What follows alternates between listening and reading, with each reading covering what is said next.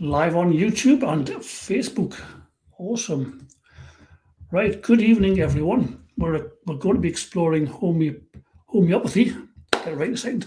I'm delighted to bring you my homeopath, Dr. Gurmej Virk. In his pursuit of excellence, he studied classic homeopathy, then travelled to India to train in the sensation method and even beyond. I'll be asking Dr. Virk about his evolutionary path. You'll also discover how to find a reputable homeopath. I'm tired this evening. Why homeopathy may not have worked for you and where the blame lies. How these natural remedies work.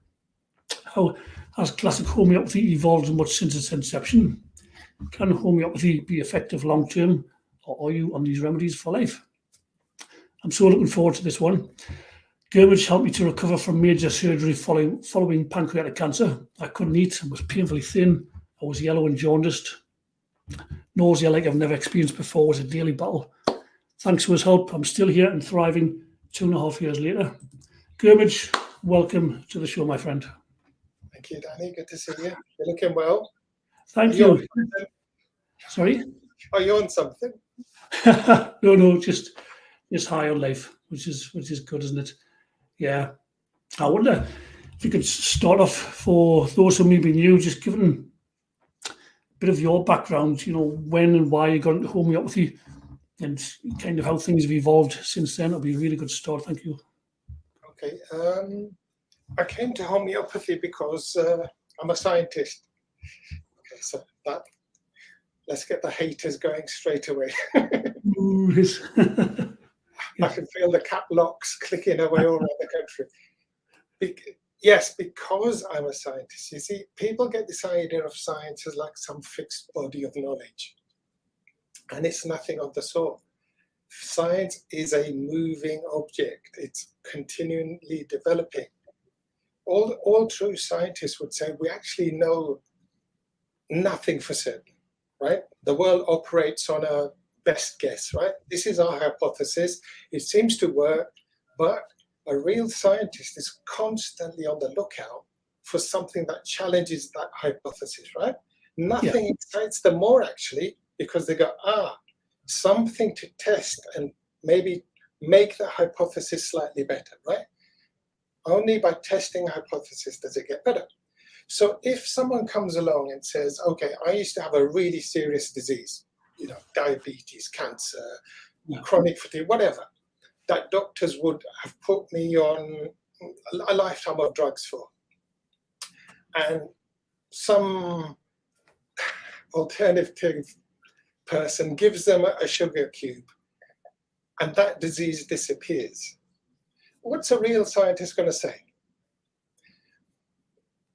Are they going to say, okay, well, a lump of sugar cannot cure that, therefore that didn't happen? Or are they going to say, well, a lump of sugar is unlikely to have done that, but something did that. Let me look at what did happen then. Okay, I don't think it was the sugar, but it had to be something.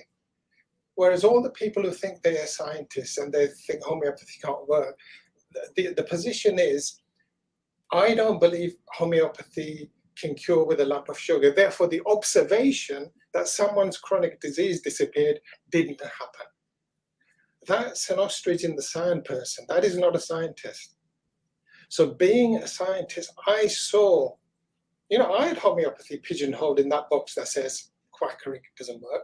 But when you see someone cured, you have to go, everything I know is wrong and I can throw away my books, or I can bury my head in the sand too, right? So I didn't bury my head in the sand and I explored it. And the more you look into it, the clearer it gets that, there is something here. Yeah. And it's pretty exciting to be a real scientist. It's like being at the forefront of, it's like being Alexander Fleming, discovering something for the first time. Like everyone thinks it can't happen and you see it day in, day out. It's very exciting. Yeah, so what do you think of the slogan, trust the science? We'll not go down a particular route, but it's not what science is about, is it? Science is there to be tested, like you're saying, it's there to be questioned, it's there to be put under scrutiny, not to be trusted as the authority. Yeah. Yeah, if you hold on to a principle that this can't be touched, that's not a science anymore. That's a dogma, that's a religion. Mhm. Science is movable. It has to be to remain a science. So there's something to homeopathy, and the real scientists will be saying, we need to put money into this. This is weird. People are getting better with nothing. I mean, if you think, okay, it's just because somebody talked nicely to you for 2 hours, fine. Research that. How is that possible? Let doctors talk to their patients nicely for 2 hours. It'd still be cheaper than letting them talk to them for 10 minutes every month for 20 years. It'd still be more efficient time-wise and money-wise. Whatever it is, find what it is. If you don't believe it's the little pill, find out what it is, because something is working. Yeah. So you got into classic homeopathy, and do you think that is a standalone modality, or whatever you want to call it? Do you think it's evolved much since its inception? Well, classical homeopathy is not a methodology. Right. You need to understand that it's a philosophy. So there's a set of core principles that is classical homeopathy. That hasn't changed. Right. And people who do homeopathy can sometimes confuse the two and say, well, to be a classical homeopath, you have to do the methodology that's classical, like the methodology the founder of homeopathy used, right? All those years ago, he managed with like a handful of remedies, so must we. He asked these sort of questions, so must we. But that's not the case. Sciences evolve, and our methodologies have to evolve. You've got to remember, when homeopathy first started, all the remedies had to be tested, and all the symptoms that they produced had to be learned by heart, right? So one remedy tested might produce 100 symptoms. So all the homeopaths of the time learned all 100 symptoms. Then you get another remedy tested, another 100, another remedy tested. And eventually you are juggling thousands of remedy reactions in your head, and that becomes unworkable. Yeah. So we need newer methods as homeopathy evolves, but adhering to the same philosophy. So the newer methods do still adhere to the philosophy, which is ironic, really, because all of the people who say, oh, these newer methods, they're wrecking homeopathy, they actually end up practicing in ways that actually go against the philosophy. Yeah. So how do the remedies work? Is there any truth in what they say, that it actually gives you a bit of the disease you've got, so your body can then sort of heal from it or deal with it better? I'm not sure that gives you a bit of the disease. I mean, obviously, this is a bit of, you can theorize about this. Let's see, quick answer or long answer? Go for it. The remedy acknowledges that your disease, your illness, your diagnosis comes from the deepest point of view. So I don't know what your philosophy is. You might say it's my soul, it's my spirit. You might be a psychologist and say it's the subconscious, whatever. Let's just call that place your deepest point, right? Yeah. So all of your illness comes from that deepest point, right? So the remedy recognizes what the experience, so that deepest, it's an experience. Okay, let's say it's something like, say you have a feeling that you're not safe, right? Okay. That's your deepest experience. You experience all of your life through that lens. It's a delusion, right? It's not real, but you think everything is going to kill you. Okay, now how do you live your life with that like being the core driver of you? How are you going to manifest that at an emotional level, do you think? It's going to show up as anxiety. It could develop into OCD. The list is endless. Exactly. Yeah. Exactly. So at an emotional level, you will get symptoms with someone, your GP will label anxiety, and he'll give you a drug for. But can you see where they're based? On a deeper fear, which isn't real. And let's look at the physical level. So supposing you do think that everything out there in the world is likely to kill you or harm you, what if your body suddenly gave you some sort of one of these diseases that causes fatigue? Yeah. So you couldn't move very much. So your body's saying, everything out there is going to hurt you. Let's not move around so much. So even that physical thing is supporting the idea we've got to look after ourselves because everything is a threat. Okay? Now, so what the remedy does, going back to the question, is it addresses that delusion. It says, this is a delusion. Your delusion that everything is a threat and you are unsafe is not true. And then suddenly you go, oh, okay, well, I don't need to feel anxious anymore. I don't need to have that chronic fatigue anymore. Do you see how that happens?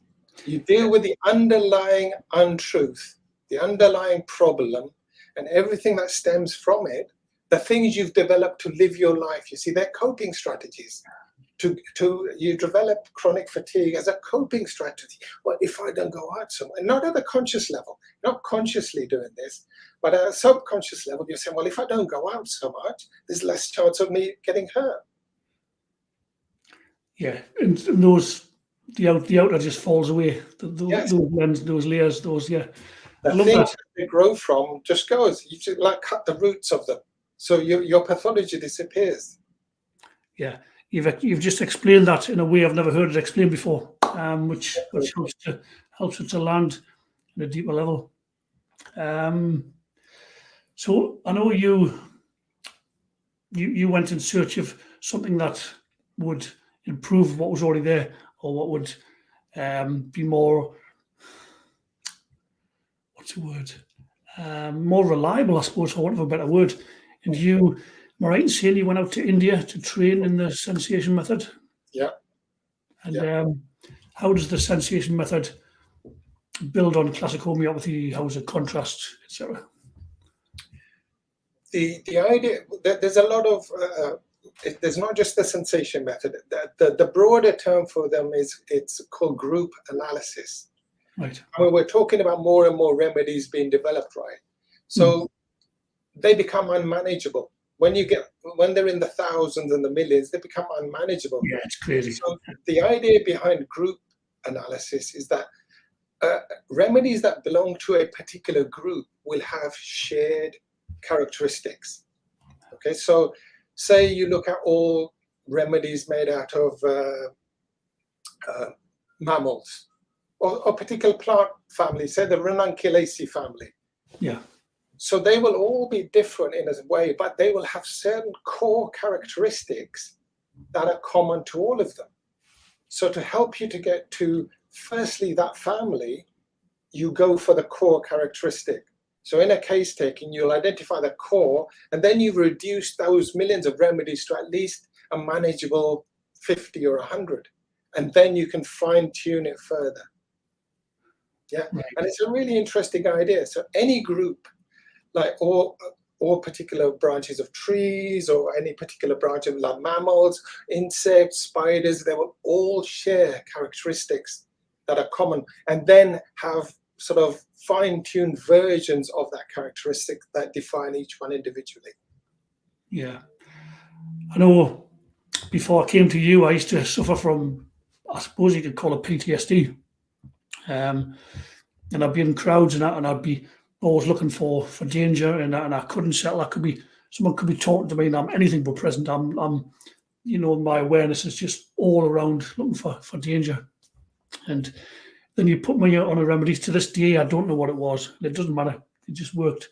And now in those situations, I'm present with the person I'm talking to, because I know there's no need to be, I'm not in any danger. I'm just in I don't know whether it's a city centre or a busy workplace. So yeah. Yeah, that's the analogy I gave you earlier. It makes sense now, right? Yeah, absolutely. Yeah, absolutely. So the thing the anxiety was built on no longer exists. Yeah. Pulled out by the roots, yeah. Yeah, and that's fantastic. That's life-changing for me, and changes the way I show up in the world, professionally, in my friendships and all the rest of it, and family. Yeah. We have actually got a question from Carol. She's saying, "Hi Gurmej, I love your take on the deeper causes. How do you help people find their deeper cause if they can't pinpoint it themselves?" Good question, Carol. Well, the first thing is it's impossible to find it yourself. Okay? That's the bad news, because it's part of your normal life. right? It's only someone outside of you can go, actually, that's unusual. No, you will never recognize anything unusual about yourself. So you can't do it yourself. You've got to go to someone, okay? And the way I do it is, people will come in with a presenting complaint, okay? Whatever that, it might be a physical thing, emotional thing, whatever. They'll come in with that thing and I will say, okay, tell me about that thing. And they will tell me the stuff that they used to telling, right? They'll say, okay, I got it this many weeks, months, years ago. This is how it manifests. I've been to the doctor. He's given me this. They'll tell me all the common stuff, right? Then I'll say, okay, good. Tell me a little bit more. And they'll go, okay, well, unusual. And I normally don't get to go this far, but then they'll come up with more stuff. Okay, my headache might get worse with chocolate or wine or whatever. Then they might give me a little bit more. Then eventually they will run out of stuff, right? Because they will have come to me because when you go to a health practitioner, you rehearse. You go, okay, I must tell him this, I must tell him that. These are the details he's going to need to find a medicine for me. Now, once you've given everything that you rehearsed, and I say to you, go on, what else? They'll go, well, there is nothing else. No one has ever said, what else? There is nothing else. And this is the point where we have to then move into spontaneous stuff, right? The rehearsed stuff is gone. Now what comes out must be spontaneous. It's what you've never said before, and it's what you're hearing for the first time yourself when you say it. And the way I get people to get to that level is say, put that thing in your mind. You're presenting complaint. Let's say it's migraine. Think about your migraine. You've already told me all the aspects of it, what makes it better, worse, whatever. Now just think of it. Just think of your migraine. And when you think of it, tell me what comes to your mind. Okay? And your mind will go somewhere. It always does. It's impossible to have an empty mind. Do you agree? It's like when people tell you to meditate and they say, like, just focus on a candle, and when your mind wanders, come back to the thought of the candle and still your mind. And you know how hard that is to do because your mind will always jump off somewhere. Well, that's exactly what I want people to do. I want their presenting complaint to be the candle, focus on the candle, and your mind will jump off somewhere. And rather than saying, oh, this is bad, let me come back to the candle, I encourage them to go, where did you jump off to? And then they will say, oh, what came to me was, I once went to the beach when I was 5 years old, but that's just stupid. Let me come back to the migraine. No. Tell me about the thing at the beach, right? And we'll get the story there and the feeling there and whatever happened and whatever you experienced, whatever emotional upset, whatever happened, you will talk about it. And then I'll say, oh, come back to the presenting complaint. Focus on the candle again, the migraine. Where are you jumping off to now? It's making me think of a dream I had. In fact, a dream I've had almost all my life since I was 5. What was that dream? And they'll tell me the dream, and we'll explore the dream, and we'll cover the feeling in the dream. And when you do this 3 or 4 times, people will generally say, do you know what I've described to you in those 4 or 5 different places, actually it's all the same thing. Then we'll go, bingo, what is that same thing? Now you've reached the core of them. And when you explore that one thing, that will lead you to their remedy. Yeah, it's marvelous listening to you explain that. I've experienced it firsthand because obviously, you were my homeopath, and Carol saying yes, that makes sense. Thanks, Carol, for your question. And I remember we were on a Zoom call for the thick end of 2 hours. I come off it, and that night I felt dreadful, like ill. And I laid down, and there was like this voice in my head saying, don't worry, don't panic. It's all going to be okay. Just try and get some sleep. You'll feel much better tomorrow. And I did. I woke up the next day feeling loads better. Then my remedy arrived a few days later. And that was when my whole life changed for the better. I went for not being able to eat and having nausea every single day, and being worried about, like, sounds dramatic, but starving to death because I couldn't. On a good day, I could eat a yogurt. That was a good day, but more often than not, I couldn't eat anything. So, within 10 days of this remedy, I was starting to eat normally and starting to get a bit stronger and putting on weight, and the nausea had gone, and just my fortunes are the wrong word. My health improved dramatically and so swift, and more than I could have ever believed. And I'll be honest with you, when the remedy arrived, I remember looking at these pills and I thought, what the hell are they going to do? What on earth? Right? You must remember this. The homeopath isn't doing it. The pill isn't doing it. You are doing it. Right? If you can do it, like if you cut your finger, you break a leg, do we think twice about it? The body knows. The body can repair itself. So why doesn't it repair itself when you have eczema? Because of what we discussed earlier. Your body thinks it needs to have that because of this deep lying delusion. Right? So your body only keeps it because it thinks it needs it. Now, once it gets the catalyst, it starts this reaction off that takes away that delusion, then the pathology disappears. Then you heal yourself. Right? Any pathology you have, eczema, diabetes, cancer, you make, right? Your body makes for the reasons that we discussed. Now, if your body knows how to make that thing, it knows how to unmake it. It knows how to get rid of it. We don't have to work out how to get rid of it. You just have to convince your body that it no longer needs it. Yeah. How much has homeopathy helped you as a practitioner, being a recipient of it? How much has it helped you to grow spiritually? Like doing client work. I'm not sure I've had my remedy yet. This is a really sad thing. I've tried some homeopaths, but I'm not sure I've had a remedy that's being that groundbreaking for me. Isn't that terrible? Not necessarily. Maybe you don't need anything that's so groundbreaking for you. You're sitting there looking very balanced and wise and grounded. I'm sure you're having moments. Maybe because I'm constantly looking at these levels, maybe but I doubt it. I think I just haven't found somebody who can get to that deepest level with me. All right. Which reminds me of a question I received in one of my healing groups from Lynn. Lynn, Right. And her question was, and I think you already answered it, but I'll be doing a remiss not to ask you, do you have a mentor that you go to when it comes to homeopathy or the sensation method or whatever? Do you have someone you can refer to? Not anymore. Like you said, the sensation method took me to a certain level, but I very soon realized there has to be something beyond this.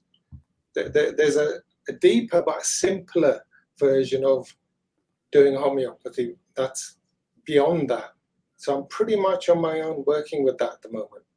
Mm-hmm. Right. And it's very, very complicated to do on your own. Yes. Slow, painful process, but you make little inroads, and it's really exciting. It's like inventing something that's never been seen before and could revolutionize medicine forever. It's really exciting place to be. Yeah, absolutely. I've got another comment, a question. Teresa saying, my daughter was diagnosed with endometriosis. She went to Homeopath and you. She took one remedy in 30C, and with 24 hours the pain subsided. She's never had it since. Having used homeopathy for 27 years, I was like, wow, words to that effect. So it's awesome. Thanks for sharing that, Teresa. Psychosomatic. Yeah, it's good. Spontaneous remission. Yeah, this is it. The cases like there are thousands, millions of these cases, right? So the evidence that it does something is there. So if anyone is a real scientist, don't say homeopathy can't work. It clearly does work. Well, when you say homeopathy can't work, you're saying, who's that? The name of that person who gave us that? Teresa. what you're saying to Teresa is you're a liar, or you imagined that your daughter didn't have endometriosis and she must still have it. Right? And that's clearly silly. Something happened. If you don't believe it was the little tablet, by all means, tell us what it is. Most homeopaths would like to know. I mean, we follow this procedure, right? We make the remedies, we put them on tablets, we give them, and it works. We actually don't know the actual mechanism, right? It's like saying if you stand on one leg and hop in a circle 3 times and then shout out the name of a remedy and give it, it'll work. And you think that's bonkers. But if you do it once, twice, 100 times and it works, you're going to go, how is that working? That will be a question. How is it working? Not that it can't work because we haven't got a how. Yeah. Yeah. Yeah, so it's great that these, dare I use the words, these remedies are curative as opposed to being on them for life, like Western practitioners and Western medicines. It's like, because, you know, invariably it's a case of, well, here's a prescription, whether it's statins or whatever it is, blood pressure tablets, you know, you're going to be on them for life. Yeah. And because conventional medicine doesn't heal anything. There isn't nothing that it cures. I'd like someone to tell me one thing that modern medicine cures. But the best you'll get is remission. Yeah. Don't you think that's strange? After all the money that goes into research, that we haven't got one condition that we can say we can cure that. Yeah. I find that bizarre. It's a great business model. Yes. Right. If you don't kill them, but you don't cure them, that's the sweet spot, isn't it? In between sick. That's the sweet spot for the business model. Yeah. I think there's more and more people waking up, for want of a better phrase, to this model of the world and how it's not serving and how there's other ways of looking at healing and approaching this subject. Yeah. But the view we have is so ingrained, though. It is so ingrained. It's very difficult to think outside it. The idea that we are ill, not a part of us is ill, you know. If I can only get that across today, when you say, like, I have a rash and I have a bit of asthma and I have chronic fatigue, to say that is the same disease, it doesn't make sense to people. Well, you know, there's 3 specialists in a hospital who will tell you that's 3 separate diseases. Are you telling me those learned professors don't know what they're talking about? Right? That's what you're up against when you have to accept the idea that you can only be ill with one thing. Doesn't matter how many symptoms you have. So your symptom could be in the digestive system, the respiratory system, it could be in the skin. But they're just 3 symptoms of the one disease, right? And that one disease will need one remedy. Okay, and even some classical homeopaths find that difficult to get their head around. So they will prescribe a remedy for your skin first, then for your lungs, and then whatever. That's going against homeopathic philosophy. That's not good homeopathy, I'm afraid. Yeah, that could probably make you feel quite ill as well, mixing remedies. Yeah, because if you understand that they're all linked, right? So say you have got a symptom on your skin and one in your digestive system and one in your lungs. Your body is in some sort of equilibrium, okay? It's not a healthy equilibrium, but things have stabilized in some sort of wonky position, right? Yeah. Now, if you suddenly get rid of this thing and say, okay, I'm going to give you a cream for that skin thing, you think everything else is going to stay where it is? No, it's all going to go, whoa, now we've got to wobble around and find a new equilibrium, right? All right, yeah, that makes sense. So you've got to treat everything together. That's the only way it will all go together. Yeah. So what would you say if there's anyone watching this who would say, but I tried homeopathy and it didn't work for me? What would be your response to that? My response would be that your homeopath didn't work for you. It's not homeopathy didn't work for you. Your homeopath didn't work for you. Okay, you need to find another homeopath. And the best way to get a homeopath is a word of mouth recommendation. Okay, so if you know someone who's been to see a homeopath and they had a disease that they were going to be on drugs for life for, that homeopath made that disease go away, see that person, right? That's the best advert. See that person. Not, they didn't make it go away for a couple of weeks, or they made it a bit better, they made it go away long term. See that person, right? That's the best recommendation. Other than that, you've got to do some research. You know, you can't just go to the one around the corner just because they're local. You've got to talk to them. You've got to, you may be surprised to know that anyone can call themselves a homeopath and start a business, right? Nobody checks.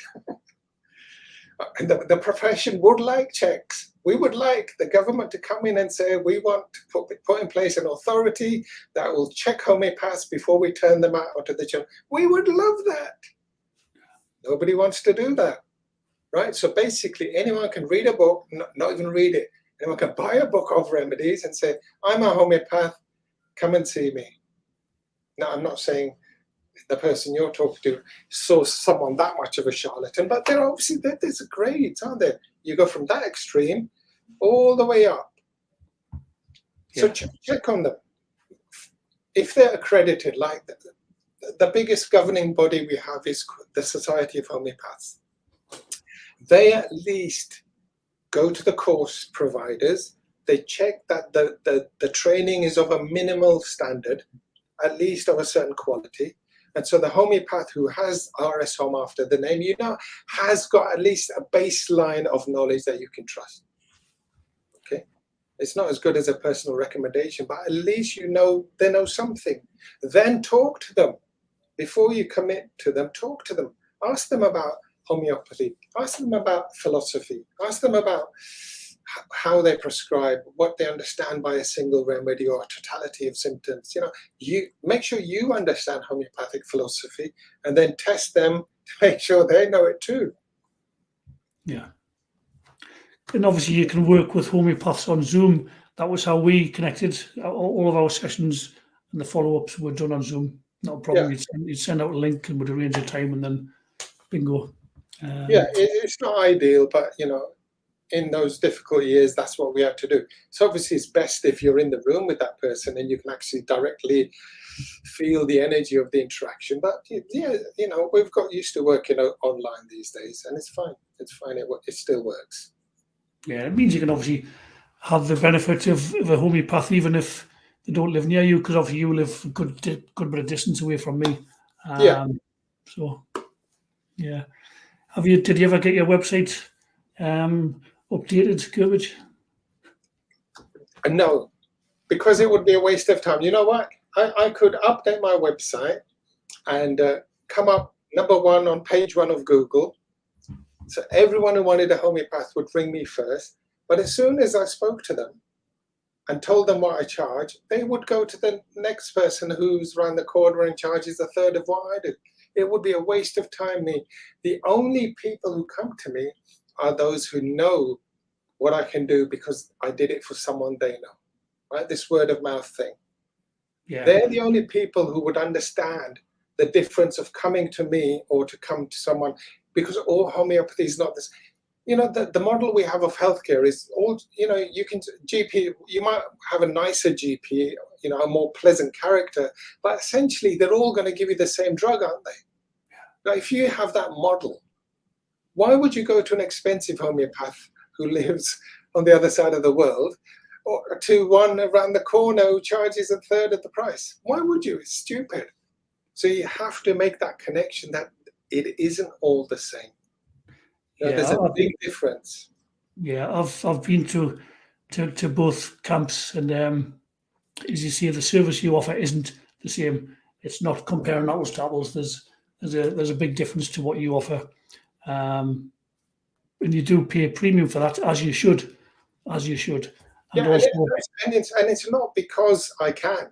You know, I don't charge what I do because I can. It's because I don't talk to someone for 30 minutes and then give them a remedy to walk out the door with. I'm working on that case almost for 2 weeks. before I send out the remedy, right? So if you judge by the hourly rate, I'm probably below minimum wage. Yeah, yeah, that's right. Because you jumped on a near 2 hour call with me.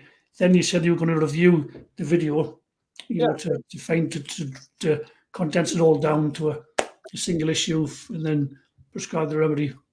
Then there's follow-up video sessions. That's a lot of time. Yeah, of course it is. Yeah, of course it is. And all your training, all your expertise, and all of your experience as well. So yeah, it does limit how many people I can see in a week, you see. So if I'm seeing less people, I have to charge more, obviously. It is still work. So you have to find something that works for you. Yeah. Would you rather pay £500 for argument's sake, or 150? But the £500 is going to work. It's going to get you to where you want to be. Yes, you can pay £50 every month for 10 years, or you can pay, like you say, £1,000 in 6 months and be done with it. Yeah. These are the things people need to understand. Yeah. Homeopathy is not the same. There's a huge difference. Even when you qualify and you've got your bit of paper that says you're a homeopath, really, it's very, very difficult to then make it work. Most homeopaths aren't working as homeopaths maybe 2 years after they qualify. They just can't make it work. Mm-hmm. So there's a huge turnover. The colleges are putting out homeopaths and they all fail because it's so difficult to do it. Mm-hmm. Yeah, because obviously you've got to know how to market yourself. You've got to know how to. Then again, I suppose you're mainly word of mouth because people are referring you because it works. Yeah. Yeah. Yeah. Just going to go to the comments a second. We've got some more comments. Carol says, I believed in the power of our minds and thoughts for most of my life, recently learning to trust myself more. Interestingly, I've been able to cure some pain I've had that I've been dealing with for years by telling my higher self to release it or heal it, and then knowing it is happening. This method of homeopathy you are using really connects to us reaching our higher selves. Yeah. Yeah, that is essentially what's happening. You see, what you can do by the process described there is go to a certain level. So you get very close to this core and you will get a lot of relief. And the version of homeopathy I do will take you to that core and that final step that sort of nails it. I think it's very difficult to see that final step yourself, right? And as you said, just the consultation will have a therapeutic effect. Like you said, you felt really funny just after the conversation, right? Yeah. Because what we'd done is what that post was saying. We'd gone down to this deep place and connected with the source of your pain. And just touching that point made you experience negative symptoms, right? You got so close to it. Yeah. And essentially the remedy is taking you there and it sort of nails it shut there. You reach that place, knock it on the head with the remedy. But yeah, it's the same thing. Psychoanalysts use the same consultation process I use. They're very similar. Psychoanalysis and the version of homeopathy I do, very, very similar. It's guiding the client to a deeper place, just through conversation, just through having them connect with their own thoughts. Yeah. No. Whereas classic homeopathy will be, okay, so you've got IBS, tell me which part of the body is it in, what time of day is it worse, what foods make it better. So you end up with an endless list of symptoms which you can then work out to get to a remedy. To me, that isn't getting to the heart of the problem, but that's classical homeopathy. That's how Hahnemann did it 200 years ago. Right? He wasn't looking at psychoanalysis and the shadow self and your deepest trauma, but it worked at that level at that time.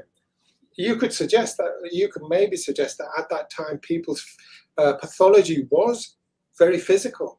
There's very little suppression, People walk around with massive boils on their faces because all their pathology was on the surface, so you could treat that superficially, whereas you come along with lots of drugs and creams and whatever, our pathology's gone deeper.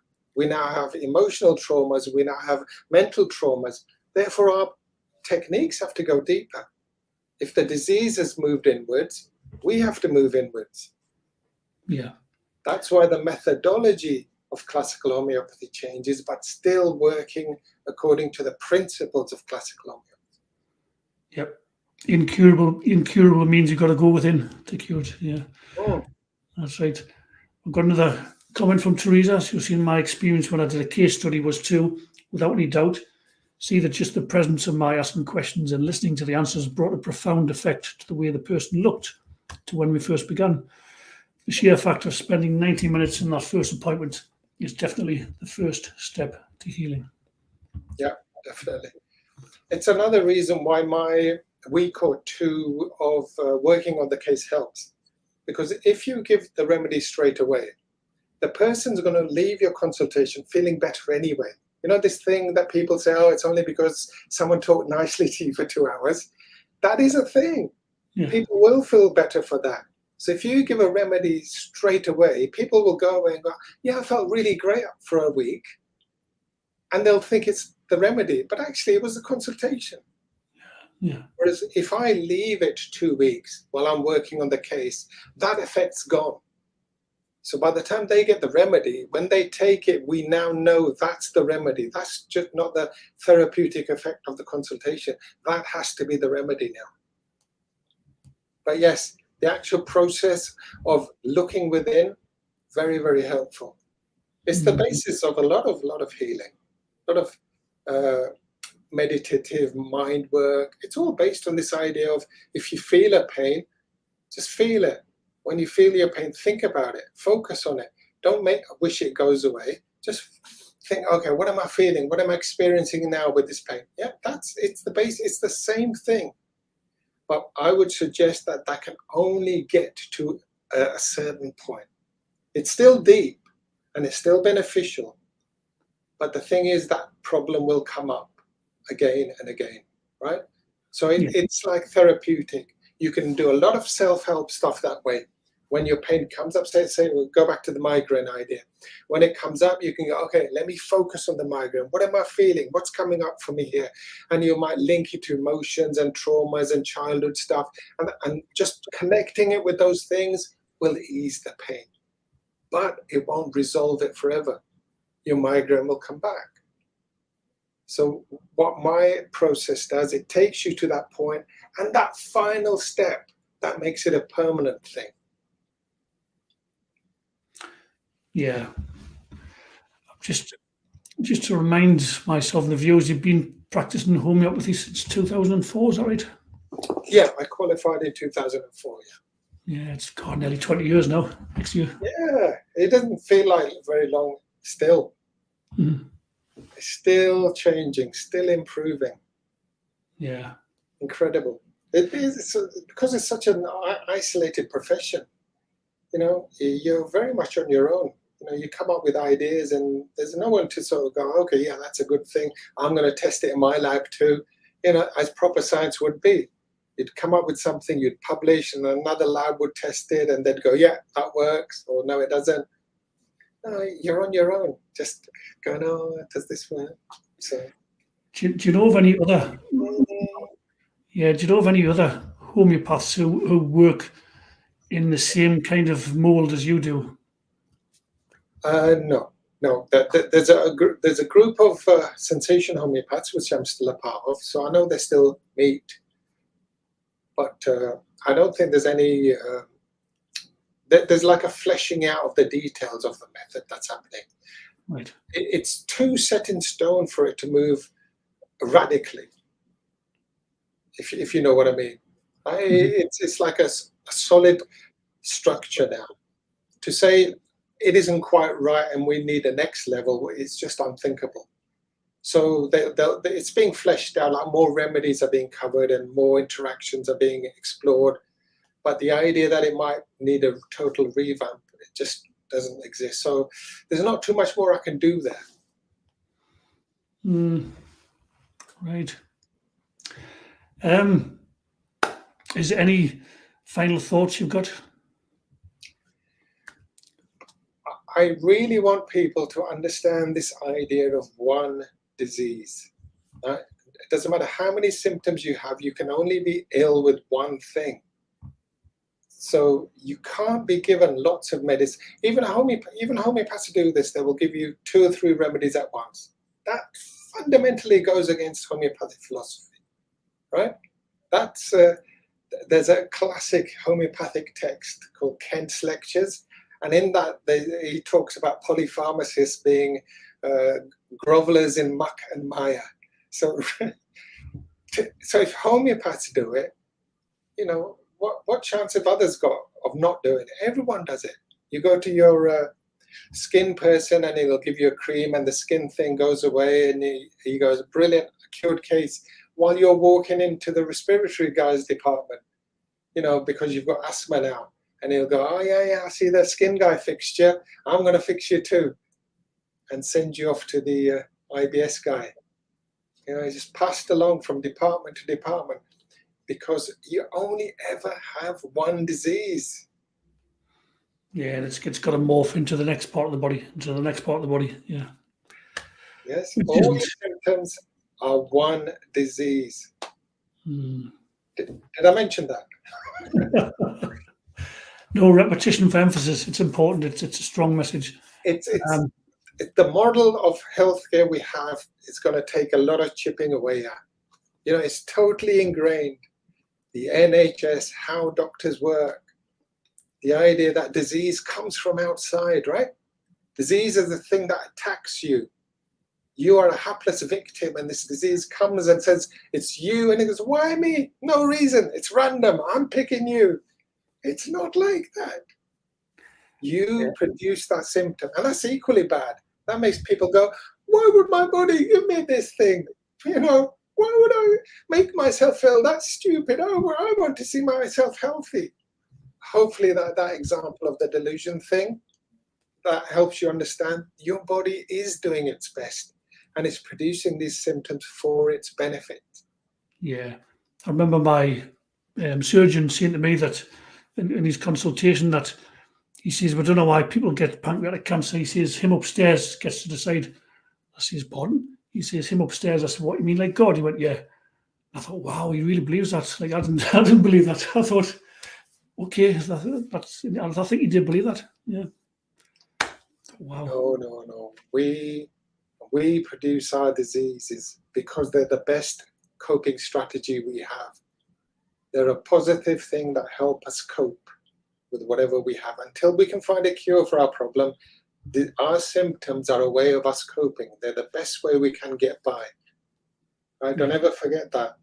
Your body is trying to look after you in the best way it can. Yeah. Well, I'm a living, breathing example of working with or having Gurmej Virk with me. And 2.5 years down the line, I'm thriving. I'm in really good health. And the work that you did for me was mind-blowingly transformational. My health improved rapidly from first connecting with you and getting the remedy. And you were very supportive throughout. Good to hear. Is there any way people can reach out to you? Yeah. Is my are my contact details on your website somewhere? Well, I'll put your contact details in the description of this video on YouTube and Or you can Facebook. just email me at gurmej@aroga.co.uk. Is my web address up there? 2 seconds, I'll just hide that. Your Roga Homeopathy. Yeah, so aroga.co.uk. So if you go gurmej@aroga.co.uk, you'll get through to me. And if you can't remember that, just drop me a message and I'll put you in touch with Gurmej. I've got his email address. Not a problem. Gurmej, you've been a delight. You've been so generous with your time and your wisdom and your expertise, and I've really enjoyed it. Thank you so I didn't much. get too carried away, did I? I have a tendency to get a bit hyper. It's called passion, and that's always welcome. That's always a vital ingredient. And thank you to those watching. If you're catching a replay, also drop your comments and your questions in. I'm sure we can circle back. And until the next time, much love and bye to you all.